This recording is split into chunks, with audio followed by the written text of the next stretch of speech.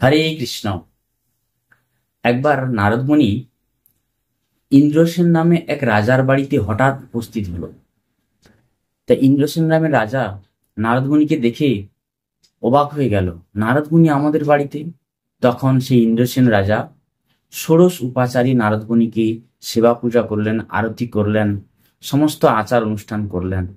সেই রাজা নারদমুনিকে হাত জোড় করে প্রার্থনা করলেন, হে নারদমুনি, হে ঋষি শ্রেষ্ঠ, কি হেতু কৃপা করে আমার বাড়িতে আপনি উপস্থিত হয়েছেন? কৃপা করে আপনি বলুন, আমি আপনার জন্য কি সেবা করতে পারি? তখন নারদ মুনি বলছে যে, হে রাজন, হে রাজা, আমি এক সময় জমপুরীতে গিয়েছিলাম, যমরাজের রাজসভায়। সেখানে দেখতে পেলাম আপনার পিতা সেখানে আছে।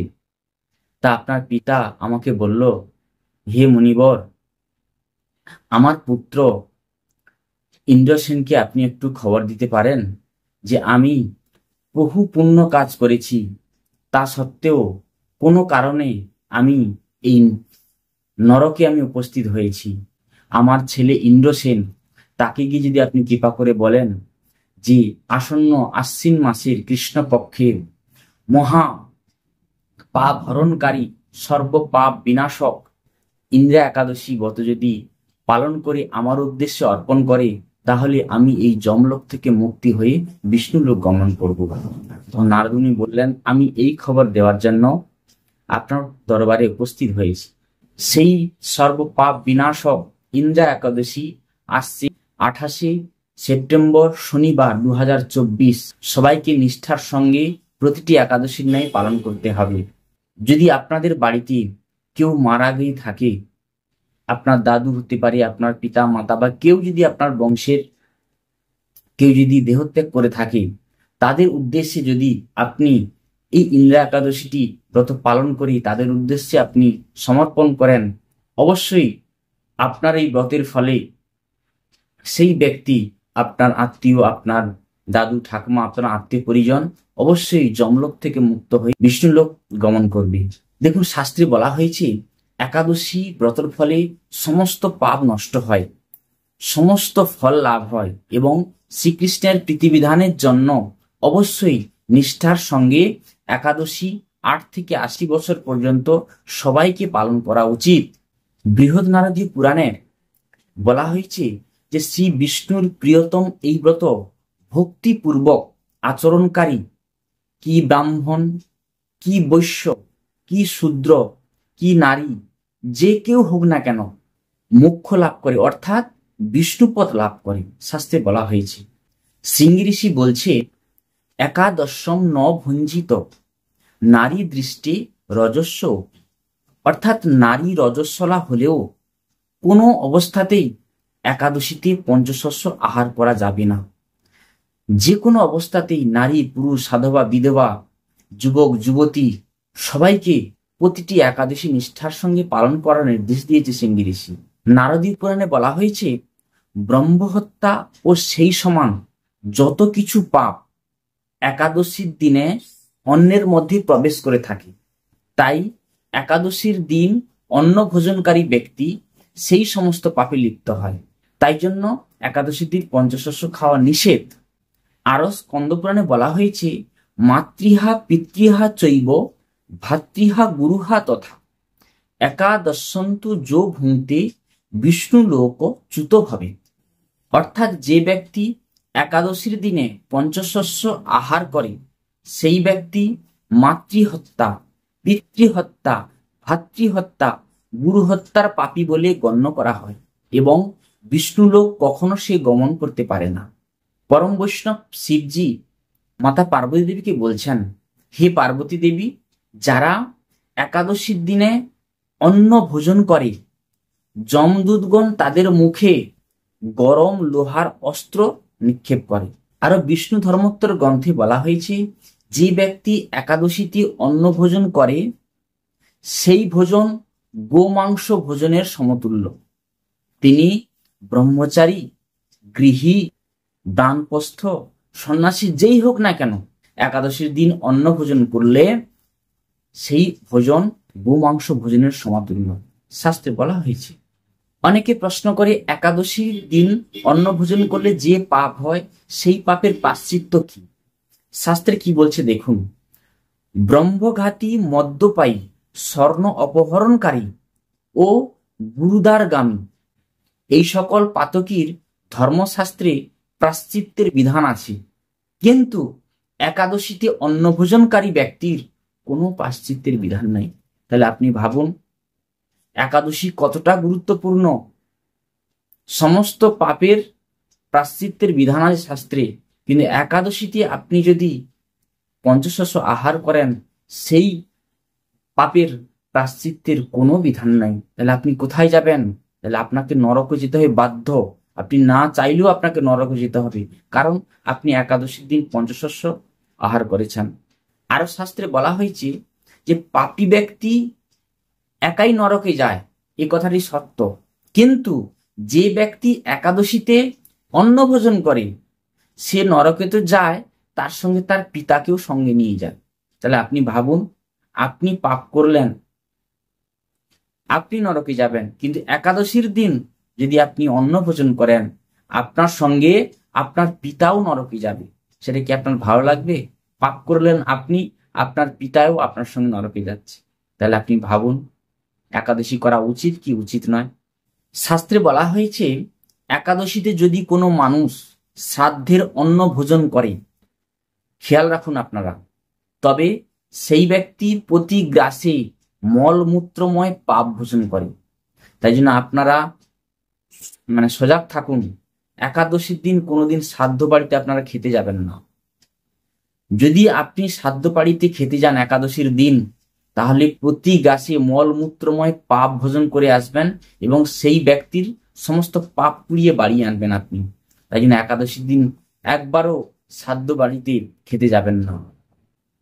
একাদশীর আগের দিন, একাদশীর পরের দিন আপনারা আমিষ আহার করবেন না, দ্রুত ক্রীড়া, সমস্ত তাস পাশা জুয়া এগুলো খেলবেন না, সমস্ত নেশা বর্জন করবেন এবং নারী পুরুষ সম্পর্ক আপনারা বর্জন করবেন। এই তিনটে দিন বর্জন করবেন, করে আপনারা ব্রত পালন করবেন।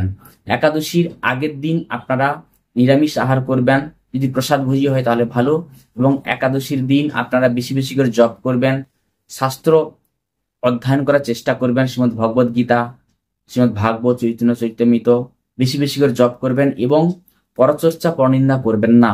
একাদশীর দিন আপনারা সমস্ত ফল আহার করতে পারেন এবং আলু, কাঁচকলা, পেঁপে এবং কুমড়ো দিয়ে আপনারা বেশি ঘি দিয়ে আপনারা সবজি বানিয়ে ভগবানকে অর্পণ করে অনুকল্প প্রসাদ গ্রহণ করতে পারেন। ছানা, দুধ, বাদাম সেদ্ধ, বাদাম ভাজা এই সমস্ত খেতে পারেন।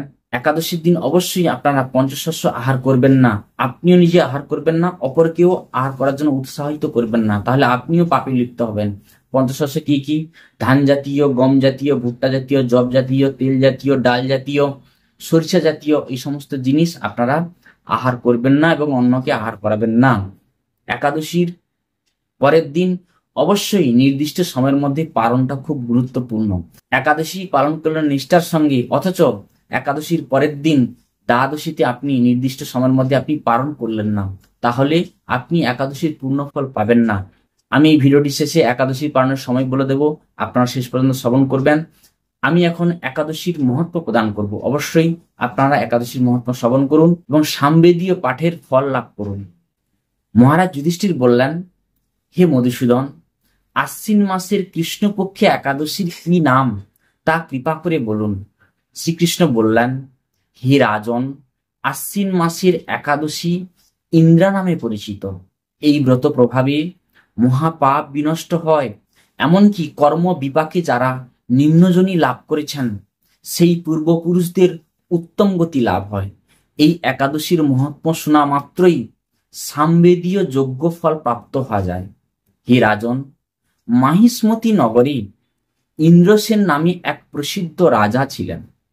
ধর্মবিধ অনুষ্ঠানে রাজ্য পালনে তিনি বিশেষ খ্যাতিসম্পন্ন ছিলেন। তার বিপুল ধনসম্পত্তি ছিল, পুত্র পৌত্র আদি সহ তিনি সুখে রাজ্য পরিচালনা করতেন। বিষ্ণু ভক্তি পরায়ণ সেই রাজা নিরন্তর শ্রী গোবিন্দ নাম গানে মগ্ন থাকতেন। একদিন রাজা সুখে রাজ্যসভায় বসে আছেন, এমন সময় দেবর্ষি নারদ স্বর্গ থেকে সেখানে এলেন। তাকে দর্শন করে রাজা হাত জোড় করে উঠে দাঁড়ালেন।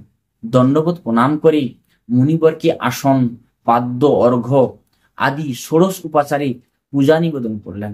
তারপর বললেন, হে মুনিবর, আপনার দর্শন মাত্র আমার যাবতীয় যজ্ঞফল লাভ হয়েছে। এখন আপনার আগমনের কারণ জানিয়ে আমাকে কৃতার্থ করুন। দেবর্ষি নারদ বললেন, হে রাজন, অতি বিস্ময়কর এক কথা শ্রবণ করুন। আমি এক সময় যমলোকে গিয়েছিলাম। সেখানে যমরাজের সবাই বহু পুণ্যকারী আপনার পিতাকে দেখলাম। ব্রতভঙ্গ পাপে তাকে সেখানে যেতে হয়েছে। হে রাজন, আপনার পিতা যে সংবাদ প্রেরণ করেছেন আমি এখন তা আপনাকে বলছি। তিনি বলেছেন, হে ঋষিবর, মাহিষ্মতির ইন্দ্রসেন রাজা আমার পুত্র। তাকে বলবেন যে আমি বহু পুণ্য অনুষ্ঠান করলেও কোনো কারণবশত জমালয়ে আসতে বাধ্য হয়েছি। আপনি কৃপা করে তাকে সর্বপাপ নাশক ইন্দ্রা একাদশী ব্রত পালন করতে বলবেন। এই ব্রত প্রভাবে আমি নিষ্পাপ হয়ে স্বর্গলোকে যেতে সমর্থ হব। এই কথা জানাবার জন্যই আমার আগমন। হে রাজন, আপনার পিতার মঙ্গল বিধানে আপনি যথাবিধি ইন্দ্রাবত পালন করুন। রাজা জিজ্ঞাসা করলেন, হে দেবর্ষি, এই ইন্দ্রাবতের বিধি কি? কোন তিথি বা কোন পক্ষে এই একাদশী ব্রত করা কর্তব্য তা কৃপা করে আমাকে বলুন। দেবর্ষি উত্তর দিলেন, হে মহারাজ, আশ্বিন মাসের কৃষ্ণপক্ষের দশমের দিন শ্রদ্ধা সহকারে প্রাতঃস্নান করবেন। মধ্যাহ্নে ভক্তি ভাব সম্পন্ন হয়ে পুনরায় স্নান করবেন এবং রাত্রিকালে ভূমিতে শয়ন করবেন। পরের দিন একাদশীতে প্রাতকৃত্য আদি সমাপন করে নিরাহারে থাকবেন। ব্রতের নিয়মাবলী দৃঢ়ভাবে পালন করবেন। হে পুণ্ডরীকাক্ষ, হে অচ্যুত, হে শরণাগতের গতি কৃপা করুন। এভাবে শ্রদ্ধা সহকারে শালগ্রাম পূজা করে পিতার উদ্দেশ্যে ব্রতের ফল অর্পণ করবেন। দ্বাদশীর দিন সকালে ভক্তি ভরে শ্রী গোবিন্দের পূজা করে ব্রাহ্মণ ভোজন করিয়ে অবশেষে নিজে প্রসাদ গ্রহণ করবেন। হে রাজন, বিধি অনুসারে শ্রী হরি এবং ভক্তদের অর্চন করলে আপনার পিতৃবর্গ মুক্তি লাভ করে শীঘ্রই বৈকুণ্ঠে গমন করবেন। রাজাকে এই উপদেশ দিয়ে দেবর্ষি নারদ প্রস্থান করলেন। রাজা ইন্দ্রসেন মুনিবরের উপদেশ অনুসারে পুত্র পরিজন সহ ভক্তি সহকারে এই ইন্দ্রাবতের অনুষ্ঠান করলেন। তখন দেবলোক থেকে পুষ্পবৃষ্টি হতে লাগলো এবং তার পিতাও বিষ্ণুলোক গমন করলেন। তারপর রাজা ইন্দ্রসেন নিজ পুত্রকে রাজ্যভার অর্পণ করে নিজেও বিষ্ণুলোকে ফিরে গেলেন। এই ইন্দ্রা একাদশীর মহাত্ম্য পাঠে ও শ্রবণে মানুষ সকল পাপ থেকে মুক্ত হয়ে বিষ্ণুলোক প্রাপ্ত হয়। তাহলে আপনারা শুনলেন ইন্দ্রা একাদশীর ব্রত মহাত্ম্য। এখন আমি প্রদান করব এই একাদশীর পালনের সময়।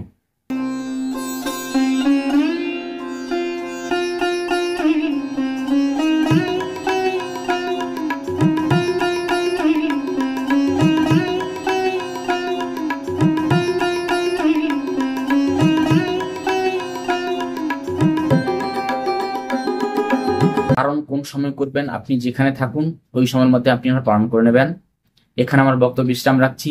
যদি আপনার কোনো প্রশ্ন থেকে থাকে অবশ্যই এই ভিডিওটি কমেন্ট বক্সে আপনার প্রশ্ন করবেন, আমি তার উত্তর দেওয়ার চেষ্টা করব। সমস্ত বৈষ্ণবের চরণে অনন্ত দণ্ডবত প্রণাম। হরে কৃষ্ণ।